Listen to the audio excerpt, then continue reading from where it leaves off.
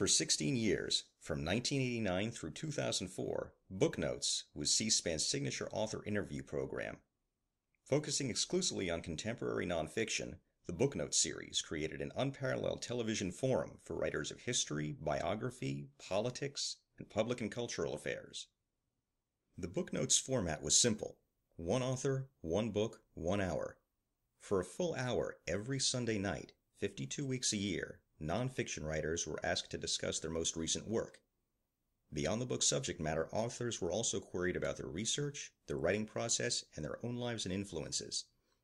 The result is a body of televised interviews that serve as a lasting scholarly resource for authors, researchers, students, readers, and educators.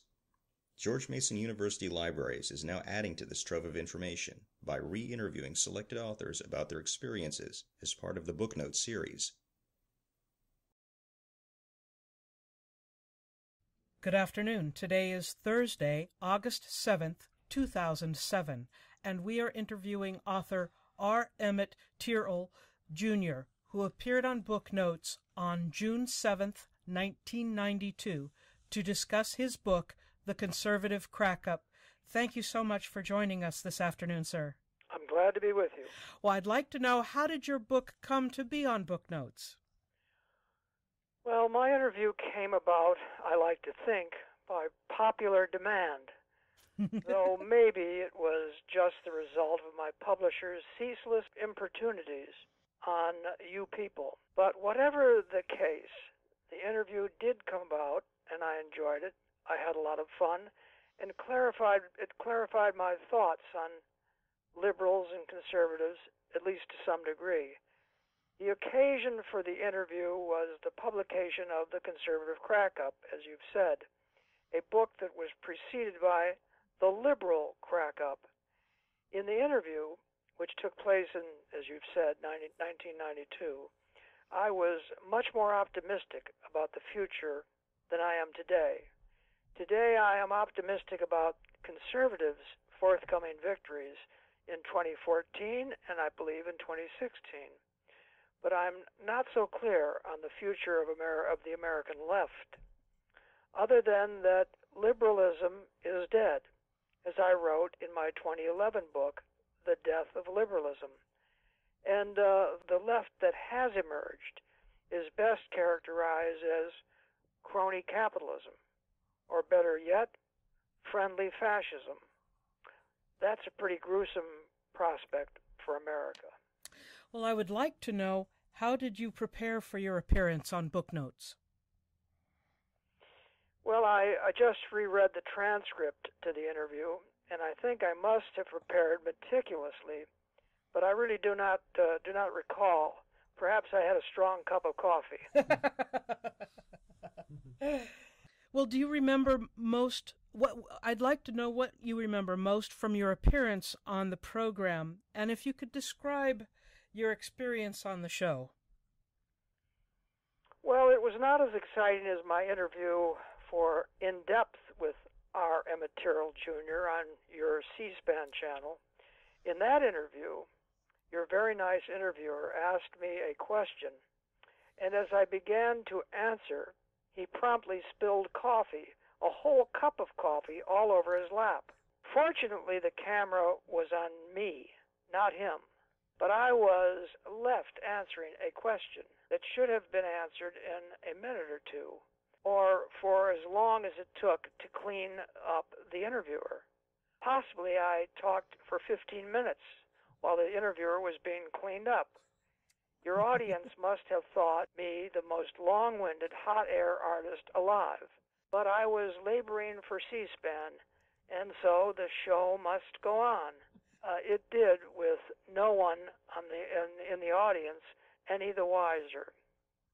I guess I remember on Booknotes Brian's deadpan questions. There is no one in television who has mastered the deadpan question like Brian. Frankly, his deadpan questions can be a bit intimidating. Well, if I might ask you for clarity, on your appearance in June of 1992, you were sporting a lapel pin that was the emblem of the communist, the Red Army that you had told Brian you had just purchased in the streets of Prague.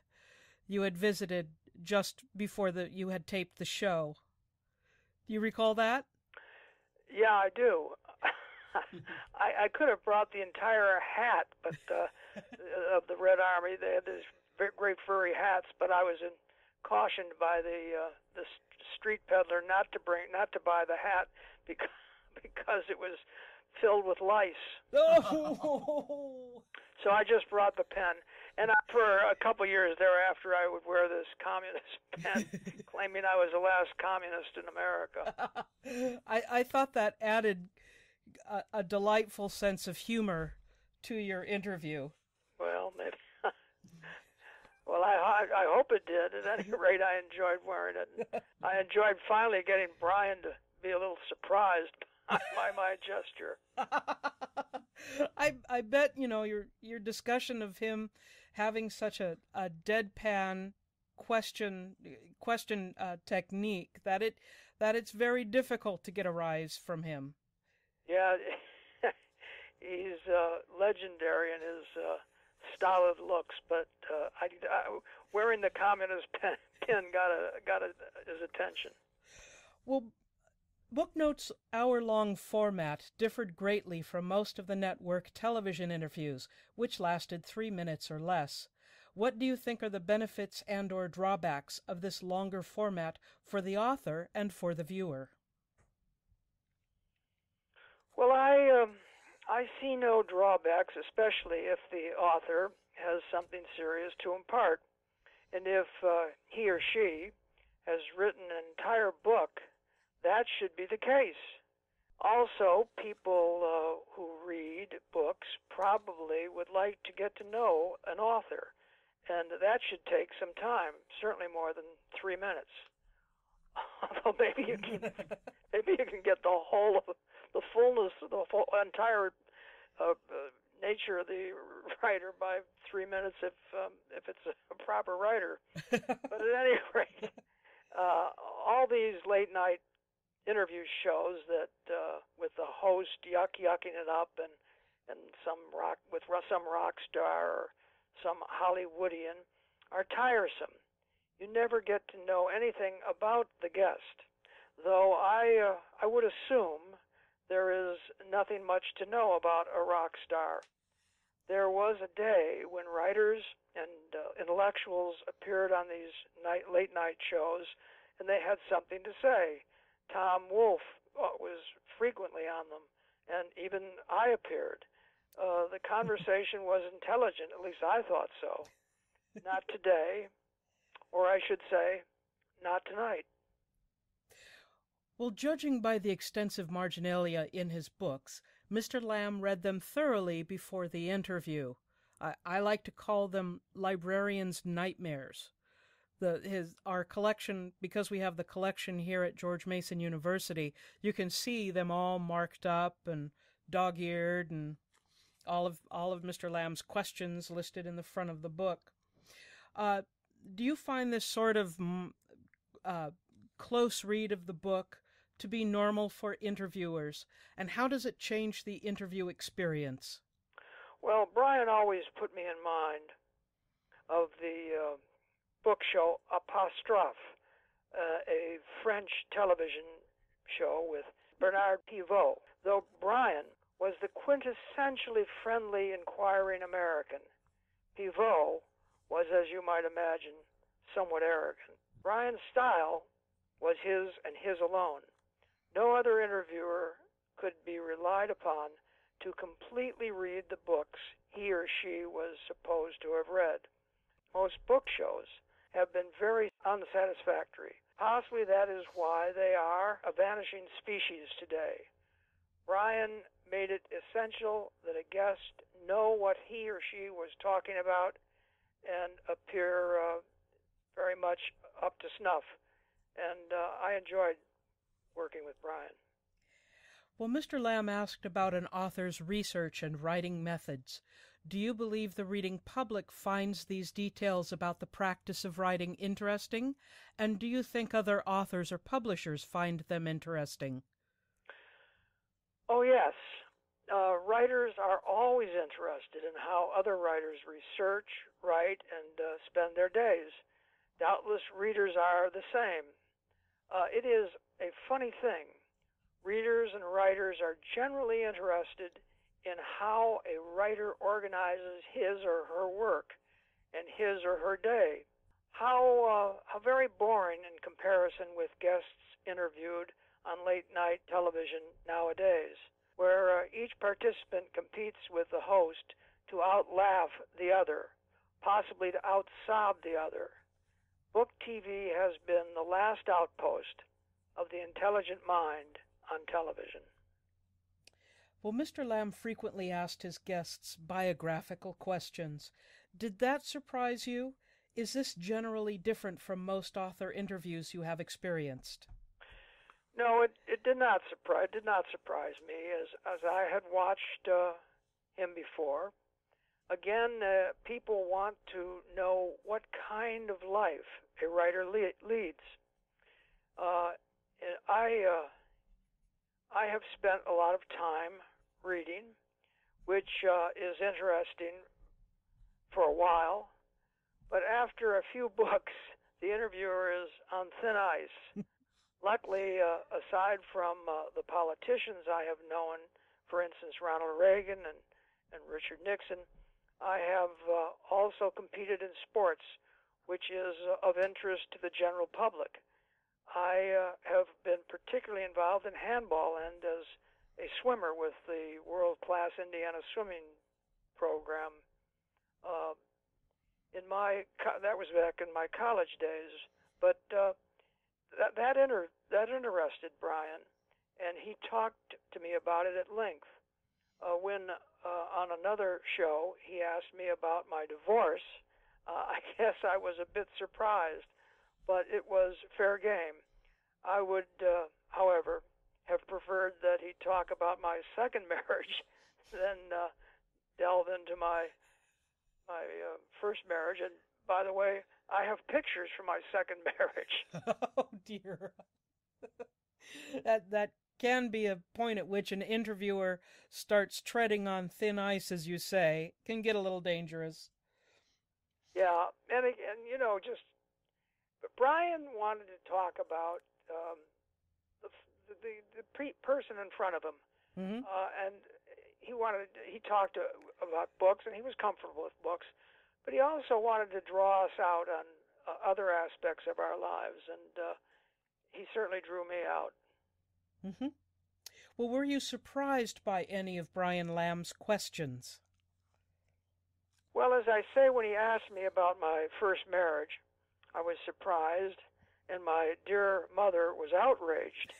I think most of the rest of the questions were meant to encourage me to tell the audience what kind of man I was. I think they were well thought out, and all of his interviews with me were, in my opinion, very thoughtful. I would like to know, did you watch Booknotes before or after your interview? And did your experience on the show change your impressions of it? Well, I was pretty well prepared for, among other reasons, Brian is not an oddball. There's nothing kooky about him. He is, as I have said, a friendly American with a lot of curiosity. He was not trying to ambush me, as so many others have. He was trying to get me to talk about my books and about things that related to my books. Sometimes I tried too hard to make a joke, but I've always believed that a bad joke is better than no joke at all, so I continued to try.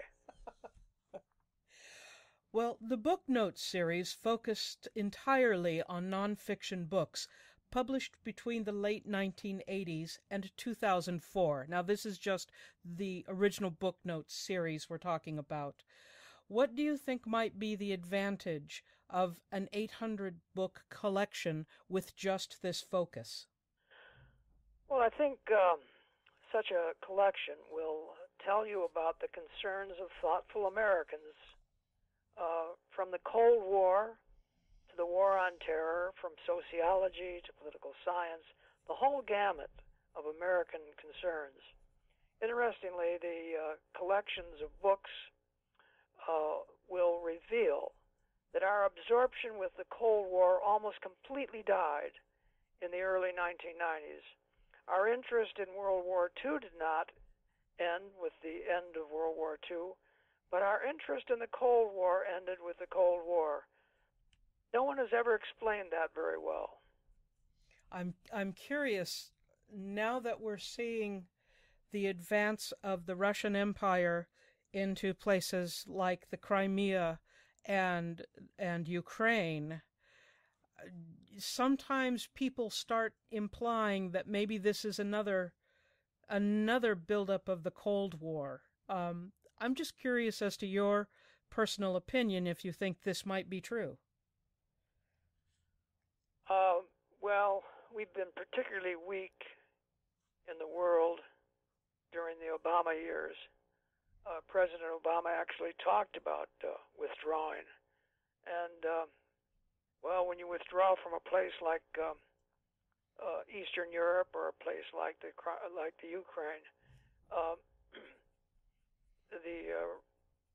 the Russian bear moves in, whether he's wearing a red star or just a ordinary camouflage clothes. I think that after the Cold War, there was a sort of sense that that people on the left had they didn't want to go through denazification, and so they kind of left the Cold War to be talked about 100 years from now. I think that was one of the reasons that we just dropped the Cold War. I don't think what's going on right now is a new Cold War, but I do think it's aggression by Russia where aggression need not be. But the Obama administration decided to withdraw, and nature hates a vacuum. Yeah, that is correct. Well, Brian Lamb had a rule that authors could only appear on the program one time. If asked, would you have returned for another interview? Well, I was not aware of his rule. It seems to me I've been on C-SPAN talking about my books rather frequently. I would be delighted, on the other hand, to return. You're about this. We've now hit 100% of all of the authors who would like to return to C-SPAN and talk about their books with these interviews we've been doing. Yeah, well, I'm not surprised by that. Yeah, in fact, one of the authors suggested we start cloning Brian Lamb now. Well, I don't understand the chemistry, but I'm all for something like that. Well, what was the difference in sales or, national attention for your book after you discussed it with Brian Lamb on Booknotes? And what about the critical reception? Well, my interview certainly did not hurt. Some people told me they had seen me. But people seem to be less and less interested in books nowadays. Actually, they seem to be less and less interested in much of what I consider important. Years ago, I wrote that after the Cold War, a whole generation that waged the war was fatigued. I think that things have gotten much worse. Chalk it up to the loss of curiosity or simple enervation, but these are not exciting times in which to live.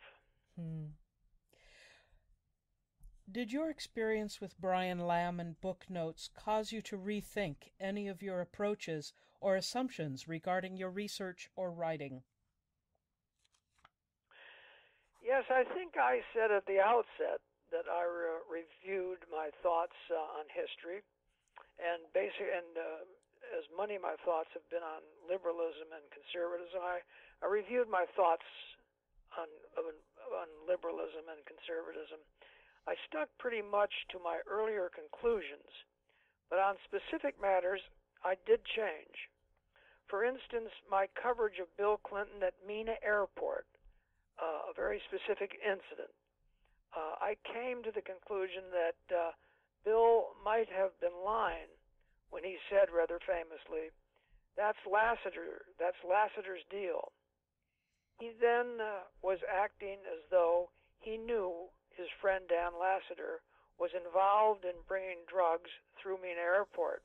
This instance made Clinton appear complicit in drug trafficking, which I don't think he meant to have happen. The Arkansas State Trooper walked away with the notion that Clinton was complicit in drug trafficking at Mena Airport. Actually, this is one of the few scandals in which he might have been innocent, but his possible lie implicated him. I would like to know, what have you been working on after this book, and which works are you most pleased with? Well, I've been researching a book about the Kennedy family, from Joseph Kennedy, the father, down through his sons. My thesis is just how conservative they were compared to Democrats today, and how very Catholic they were. As for my prized books, I would have to say those are the two on Bill Clinton, Boy Clinton, the political biography, and The Clinton Crack-Up, the boy president's life after the White House. No one has ever landed a glove on them on their accuracy. Yet my most recent book, The Death of Liberalism, rates pretty high too. Liberalism really is dead, replaced by crony capitalism. Mm-hmm. Well, in your estimation, what has been the lasting impact of Booknotes in the then contemporary American society, and perhaps in subsequent times? Well, it has held up. The book as an incomparable exercise in thought. Next to a book and its authors, I do not think there is anything comparable using language. My source on that isn't me, it's the venerable Jacques Barzun. Well, is there anything that you would like to add regarding Booknotes, program C-SPAN, or Brian Lamb? No, I think I've said it all. Okay.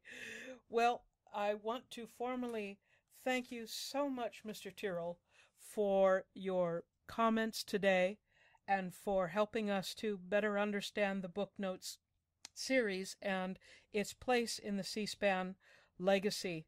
I would like to say again thank you, and that to add that I am Misha Griffith, the oral historian for this project.